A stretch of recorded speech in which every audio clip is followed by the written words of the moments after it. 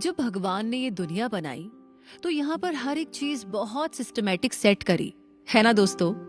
लेकिन देखा जाए तो सारी चीजों में सबसे ज्यादा परफेक्ट एंड कंप्लीट हम इंसानों को बनाया। बाकी सारी चीजों में कुछ ना कुछ मिसिंग रखा। जैसे पेड़ पौधे बनाए, उन्हें सांसें दी लेकिन चलने फिरने की आजादी नहीं दी। वैसे ही जानवर बनाए, उन्हें चलने फिरने की आजादी दी लेकिन जबान नहीं दी। चांद तारे बनाए, उन्हें खूबसूरती दी तो सारी दुनिया से बहुत दूर रखा कि उन्हें कोई भी हाथ ही ना लगा सके। ऐसी ही और चीजों पर भी गौर किया जाए तो कहीं ना कुछ तो कमी है। लेकिन हम इंसानों को भगवान ने सारी चीजें दी हैं। हम बोल सकते हैं, सुन सकते हैं, चल सकते हैं और सबसे बड़ी बात कि हम सोच सकते हैं। ये हमारी सबसे बड़ी पावर है। लेकिन कभी कभी हमसे ना इसका इस्तेमाल भी बराबर नहीं किया जाता, और वो इसलिए क्योंकि हम इस पावर की अहमियत को समझ ही नहीं पाते। तो आज इस कुकू एफएम बाइट में हम बात करेंगे हमारे माइंड के कॉन्सेप्ट की। ये असल में है क्या और हमें कितना पावरफुल बना सकता है। गिलबर्ट राइल, जो कि एक जाने माने फिलोसॉफिकल राइटर है, उन्हीं की एक बहुत ही famous book the concept of mind से रेफरेंस लेकर इस कॉन्सेप्ट को समझेंगे। इस बुक में ऑथर ने हमारे माइंड और बॉडी को दो अलग चीजें नहीं बताई है। उनके अकॉर्डिंग हमारी फिजिकल स्टेट पूरी तरह से हमारी मेंटल स्टेट पर डिपेंड करती है। वैसे ये बात तो हम बचपन से ही पढ़ते आ रहे हैं कि हमारी बॉडी के सारे ऑर्गन्स को हमारा माइंड ही गवर्न करता है। जो हम सोचते हैं वही हम करते हैं, और ऑथर के हिसाब से हमारा माइंड हमारी बॉडी का राजा है। वो एक ऐसी एंटिटी है जो हमारी मेंटल और फिजिकल के साथ साथ सोशल और इकोनॉमिक लाइफ भी चलाती है। हम हमारी लाइफ में कुछ भी करने से पहले सोचते हैं, फिर उसे एक्शन में लाते हैं, और यही एक्शंस हमारी सोशल और इकोनॉमिकल लाइफ बनाती है। तो सारा खेल शुरू होता है हमारे माइंड से। क्या आप सब इस पूरे खेल को डिटेल में जानना चाहते हैं? तो बने रहिए हमारे साथ एंड तक। नमस्कार दोस्तों, मैं रूबी पारिक इस सफर में आपके साथ, और आप सुन रहे हैं कुकू एफएम, सुने जो मन चाहे। जैसा कि हमने पहले बात की थी कि इंसान इस यूनिवर्स का सबसे परफेक्ट और कंप्लीट किरदार है। एक ऐसा किरदार जिसकी छोटी से छोटी बात सारा यूनिवर्स देख सकता है। हम किस तरह बैठ रहे हैं, उठ रहे हैं, चल रहे हैं, लेकिन हम कैसे सोच रहे हैं ये कोई नहीं देख सकता, क्योंकि हमारे सोचने की शक्ति इस यूनिवर्स में नहीं है। वो हमारी बॉडी के अंदर छुपी हुई है। एक इंसान के दिमाग के मेंटल प्रोसेस को सबसे ज्यादा बेहतर वो खुद ही समझ सकता है। आसान शब्दों में कहें तो हमारे दिमाग की जॉब इस यूनिवर्स में सबसे ज्यादा प्राइवेट जॉब है। तो इसका मतलब हुआ कि इंसान दो दुनिया में जीता है। पहला तो वो खुद और उसकी बॉडी, और दूसरा वो और उसका माइंड। पहली वाली दुनिया पब्लिकली सबके सामने होती है, और दूसरी वाली दुनिया सिर्फ और सिर्फ उसके खुद के पास होती है। अब अगर इस बात पर गौर किया जाए तो जो चीज हमारी आंखों के सामने नहीं है, यानी जो हमारा इंटरनल ऑर्गन है ब्रेन, उसका हमारी बॉडी पर कितना असर पड़ता है। वो कहते हैं ना, अगर आप मेंटली खुश हैं तो आप फिजिकली भी फिट है। ये हमारी लाइफ है। इसमें हमारे साथ कई ऐसे हादसे हो जाते हैं जो हमारे दिमाग में कैद हो जाते हैं। लेकिन ये छोटी छोटी चीजें हमारे दिमाग पर कितना असर करती है, और ये दिखता है हमारे एक्शंस में। ऑथर हमें इस बात की गहराई को समझाते हुए कहते हैं कि किस तरह से हमारा माइंड हमारी बॉडी के हर एक्शन को गवर्न करता है। हमारी बॉडी जो एक बाहरी दुनिया है, और माइंड जो कि एक अंदरूनी दुनिया है, दोनों एक दूसरे से बहुत अलग है, लेकिन कितनी ज्यादा इंटरकनेक्टेड है। जैसा हमारा माइंड सोचता है वैसे ही हमारे हाथ पैर फॉलो करते हैं। उसी तरह जैसा हम देखते हैं या सुनते हैं, उसके अकॉर्डिंग ही हमारा माइंड सोचता है। बिल्कुल सीधा सीधा कनेक्शन है। जिस तरह से सिक्के के दो पहलू होते हैं, उसी तरह से इस दुनिया में हर बात के दो पहलू होते हैं। पहला इन रियलिटी एंड दूसरा इन आवर माइंड्स। जिस तरह से रियलिटी में हर एक चीज एक पर्टिकुलर स्पेस में मौजूद है, जैसे इंसान, जानवर, पेड़ पौधे वगैरह वगैरह, ये सारी चीजें जमीन पर मौजूद है। ये हुआ फिजिकल एग्जिस्टेंस। उसी तरह से हमारी कॉन्शियसनेस, हमारी मेंटल हैपनिंग्स, हमारी बॉडी में प्रेजेंट एक इंसुलेटेड स्पेस जिसका नाम है हमारा माइंड, उसमें मौजूद होती है। ये हुआ मेंटल एग्जिस्टेंस। इसलिए ऑथर ने हमारे माइंड को एक घोस्ट कहा है और हमारी बॉडी को एक मशीन। ये मशीन पूरी तरह से इस घोस्ट पर डिपेंड करती है। जब कभी अगर हमारी मशीन थक जाए और हार जाए तो हम चाहे तो इस घोस्ट से इस मशीन की ग्रीसिंग करा सकते हैं। फिर देखिएगा कैसे मैजिकली ये मशीन बिल्कुल ब्रांड न्यू मशीन्स की तरह काम करने लगेगी। हमें अक्सर बचपन में हमारी टीचर्स चैप्टर्स को रट्टाफाई करने के लिए डांटती थी, है ना? वो कहती थी कि लेसन्स को जब तक समझोगे नहीं तब तक दिल में कैसे उतार पाओगे। सिर्फ आंसर्स का रट्टा मारने से कुछ भी हासिल नहीं होगा।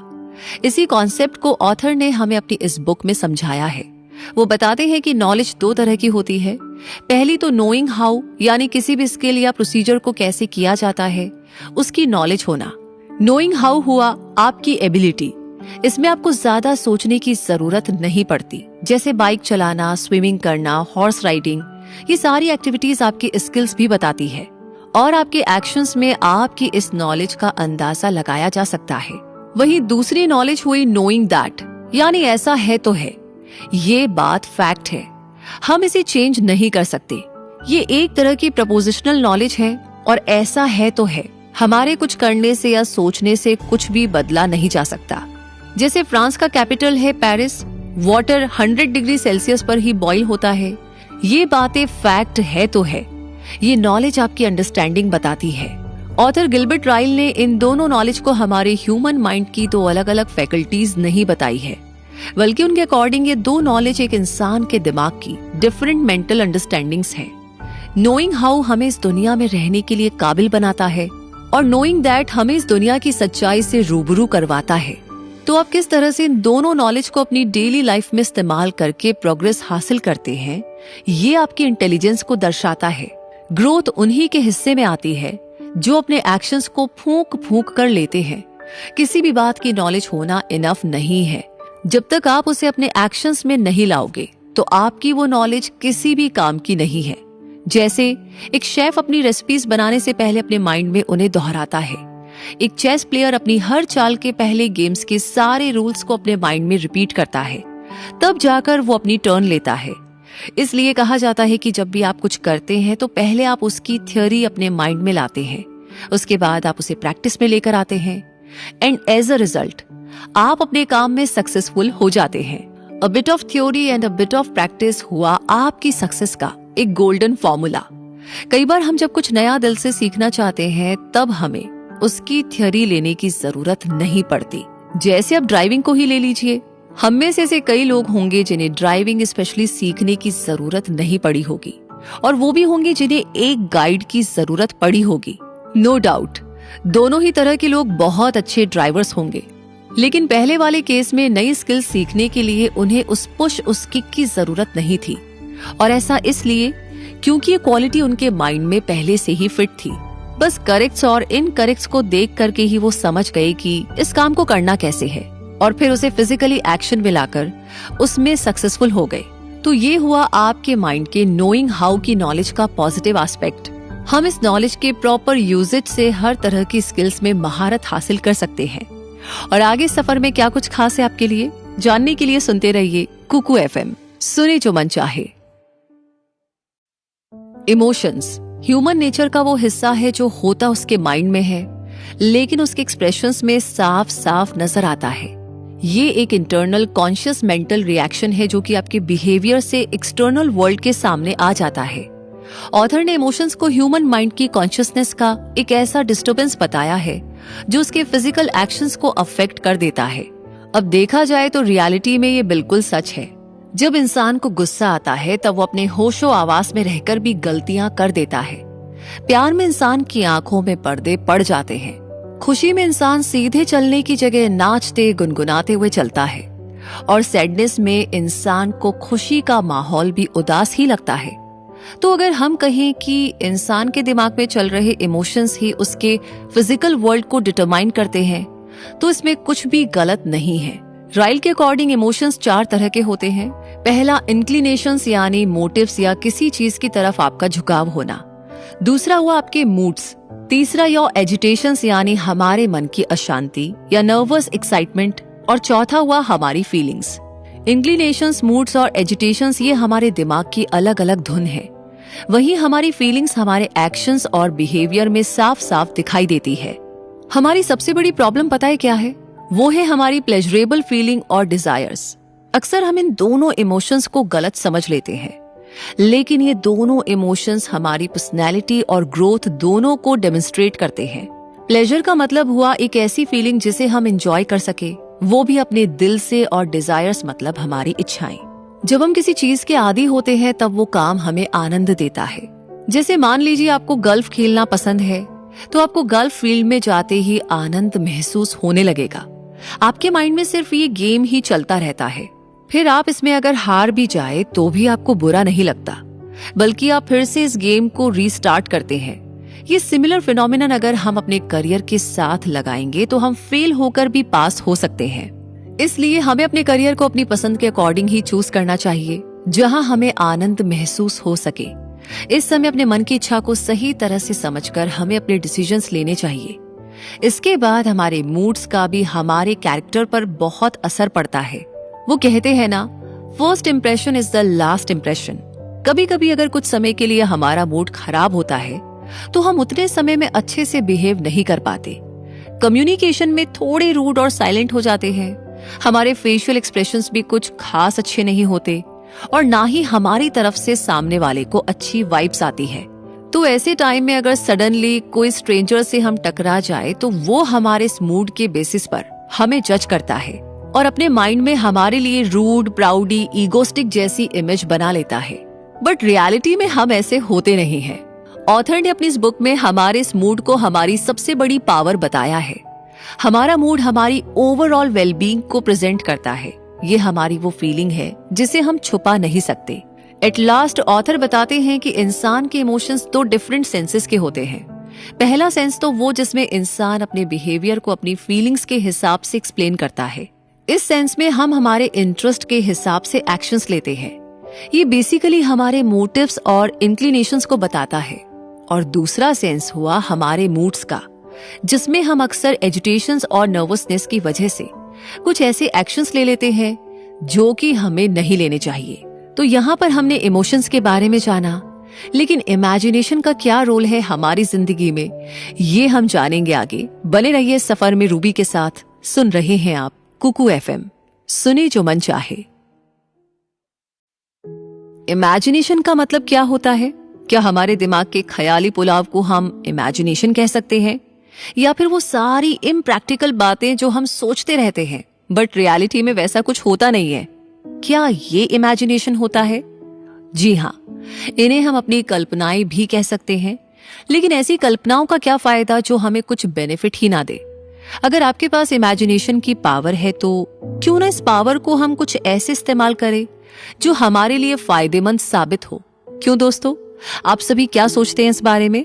इमेजिनेशन हमारी वो मेंटल एबिलिटीज में से एक है जिसमें हम उन सिनेरियोज या चीजों को इमेजिन कर सकते हैं जो हाल में, प्रेजेंट में हमारी नजरों के सामने न हो। ये हमारे माइंड की एक क्रिएटिव फैकल्टी है जिसे हम अपनी ग्रोथ के लिए यूज कर सकते हैं। इस पावर की हमें हमारी लाइफ के हर पड़ाव में जरूरत होती है। जब आप बच्चे हो, जवान हो या बुजुर्ग, तीनों फेजेस में इमेजिनेशन हमारे लिए बहुत ही फ्रूटफुल साबित हो सकती है अगर इसका इस्तेमाल सही तरह से किया जाए तो। ऑथर ने अपनी इस बुक में बताया है कि किसी भी चीज को अपनी आंखों के सामने देखना और किसी चीज को अपने माइंड में पिक्चराइज करना, ये दो अलग अलग चीजें हैं। आप कोई भी चीज सिर्फ खुली आंखों से ही देख सकते हैं, लेकिन आप चीजों को बंद आंखों से भी पिक्चराइज कर सकते हैं। ये पावर है इमेजिनेशन की। जब ये दुनिया अंधेरों से भरी हो, फिर भी अगर आपने अपने माइंड में रोशनी की एक किरण को इमेजिन कर लिया तो आप रियलिटी में भी उस रोशनी का आनंद ले सकते हैं। राइल के अकॉर्डिंग इमेजिनेशन हमारे परसेप्शन और बिलीफ दोनों से बिल्कुल अलग है। ये हमारे मेंटल सीन्स है जो सिर्फ हमारी कल्पना में मौजूद है, और कभी कभी तो ये सीन्स रियलिटी में सच होते भी नहीं है। ह्यूमन माइंड कुछ भी इमेजिन करने के लिए एकदम फ्री है। ऑथर ने इमेजिनेशन के दो टाइप्स हमारे साथ शेयर किए हैं। पहला थिन इमेजिनेशन एंड दूसरा थिक इमेजिनेशन। थिन इमेजिनेशन में अक्सर लोग उन चीजों के बारे में सोचने लगते हैं जो प्रेजेंट में एग्जिस्ट नहीं करती, लेकिन फिर भी आप उसे सोचते हैं क्योंकि आप प्रेजेंट में उस चीज को फील करना चाहते हैं। जैसे कि अभी गर्मी का टाइम चल रहा है, बाहर की कड़कड़ाती धूप में जब हम किसी सिग्नल पर खड़े हो और हमें काफी पसीना आ रहा हो, तब हमारा माइंड नेचुरली ही ठंड के मौसम की ठंडी ठंडी हवा को इमेजिन करने लगता है। वैसे ही जब हम वेकेशंस में कभी घर पर बैठे बैठे बोर होते हैं, तब हमारा माइंड एक बीच वेकेशन को इमेजिन करता है। तो ये होती है आपकी थिन इमेजिनेशन, जहां पर आप ऐसी चीजों को इमेजिन करते हैं जो आपकी प्रेजेंट में नहीं होती। वहीं थिक इमेजिनेशन हमारी उस इमेजिनेशन पावर को कहा गया है, जहां पर हम कॉम्प्लेक्स सिनेरियोस को इमेजिन करते हैं और ये हमारी सिंपल थिंकिंग से एक स्टेप ऊपर होती है। जैसे एक राइटर जब नॉवेल्स लिखते हैं तब वो थिक इमेजिनेशन से फिक्शन सीन्स को इमेजिन करते हैं और लिखते हैं, जो रीडर का इंटरेस्ट बरकरार रख सके। या फिर जब इंडिविजुअल्स अपना करियर डिसाइड करते हैं तब वो अपने आप को अलग अलग रोल्स में इमेजिन करते हैं, फिर जो भी रोल उन्हें सुटेबल लगता है उसमें अपना इंटरेस्ट बनाकर आगे बढ़ते हैं।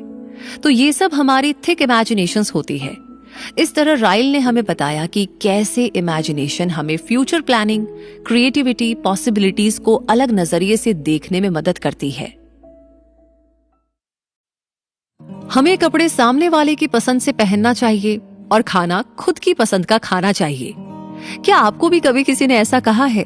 अगर हाँ, तो आपने सोचा कि ऐसा कहा क्यों गया है? क्योंकि हम जब कपड़े पहनेंगे तो हमें दूसरे देखेंगे। बेशक उन कपड़ों में आप कंफर्टेबल होने चाहिए, लेकिन आप पर रेड कलर अच्छा लग रहा है या पिंक कलर, ये तो सामने वाले से पूछ ही सकते हैं। और खाना हम खुद खाते हैं अपने पेट के लिए, तो हमें वही खाना चाहिए जो हमें अच्छा लगे। इन्हीं दो तरह को ऑथर गिलबर्ट राइल ने सेल्फ नॉलेज का नाम दिया है। पहले तो हमें खुद को बेहतर समझने के लिए अपनी इनर मेंटल स्टेट्स को समझना चाहिए। आपको दाल पसंद नहीं है, मत खाइए। सब्जी पसंद है, वो खा लीजिए। तो सेल्फ नॉलेज पर ऑथर का पर्सपेक्टिव इन 3 पॉइंट्स में हम आपको बताते हैं। पहला है बिहेवियरल ऑब्जर्वेशंस, यानी कि अपने बिहेवियर पर गौर करना। हम कैसे बैठ रहे हैं, कैसे उठ रहे हैं, कैसे बात कर रहे हैं, हमारे फेशियल एक्सप्रेशंस, हमारे जेस्चर्स वगैरह वगैरह। तो हमें इन सब पर गौर करना चाहिए। जगह के अकॉर्डिंग और सिचुएशन के अकॉर्डिंग हमें बिहेव करना चाहिए। अब आप जैसे घर पर रहते हैं वैसे ही ऑफिस में तो नहीं रह सकते। घर आपका कंफर्ट जोन है, वहीं ऑफिस आपका वर्क प्लेस है। इसलिए अपने बिहेवियर को दोनों जगह के हिसाब से हमें अपनाना आना चाहिए, तभी हम खुद को बेटर से बेस्ट और बेस्ट से बेस्टेस्ट बना पाएंगे। दूसरा पॉइंट है फीडबैक्स फ्रॉम अदर्स। ये सबसे इम्पोर्टेंट पॉइंट है, क्योंकि दूसरों के कमेंट्स, फीडबैक्स हमें अपने आप की बेहतर अंडरस्टैंडिंग देते हैं। दूसरे हमसे कैसे बात कर रहे हैं और हमारे बारे में क्या बात कर रहे हैं, ये हमारा सोशल स्टेटस बताता है। इसलिए ये इतना इम्पोर्टेंट पॉइंट है। तीसरा पॉइंट है लैंग्वेज एंड एक्सप्रेशन। हम 2 तरह से बात करते हैं, पहला तो जबान से और दूसरा एक्सप्रेशन से, और ये दोनों ही हमारी पर्सनैलिटी को बताता है। लैंग्वेज हमारी दूसरों से बात करने के लिए मीन्स ऑफ कम्युनिकेशन है। ये हमारे माइंड की डायरेक्ट विंडो है। आपकी लैंग्वेज और एक्सप्रेशंस आपकी खुली किताब की तरह है। हमें इसे बहुत ही माइन्यूटली चूज करना चाहिए। हमारी लैंग्वेज अगर क्लियर होगी तो हम मिसअंडरस्टैंडिंग्स के शिकार नहीं बन पाएंगे, और लाइफ की आधी से ज्यादा प्रॉब्लम्स की जड़ ही मिसअंडरस्टैंडिंग यानी कि गलतफहमी होती है। उम्मीद है आपको हमारा ये शो पसंद आया होगा। इस शो का मेन कॉन्सेप्ट ही ये था कि हमारा माइंड और हमारी बॉडी एक दूसरे से जुड़े हुए हैं। हम हमारे एक्शंस के खुद ही जिम्मेदार हैं। हम चाहे तो अपनी थिंकिंग की मदद से अपने गलत एक्शंस को सही कर सकते हैं। ये लाइफ आपकी है, ये बॉडी आपकी है, ये माइंड आपका है, ये एक्शंस आपके हैं, ये डिसीजंस आपके हैं, और सिर्फ आपको अपने माइंड और बॉडी के प्रॉपर कोऑर्डिनेशन से अपनी लाइफ के डिसीजंस और एक्शंस डिसाइड करने हैं। आपको ये शो सुनकर कैसा लगा हमें कमेंट्स में जरूर बताइएगा। इसके बाद हम आपको हमारा दूसरा show the untroubled mind recommend करना चाहेंगे। इसका लिंक आपको डिस्क्रिप्शन में मिल जाएगा। और फिलहाल के लिए मैं रूबी पारिक आपसे कहूंगी, मिलेंगे बहुत जल्दी ही और ऐसे कॉन्सेप्ट्स के साथ, बातों के साथ, ऐसे शोज के साथ। तब तक के लिए सुनते रहिए कुकू FM, सुने जो मन चाहे।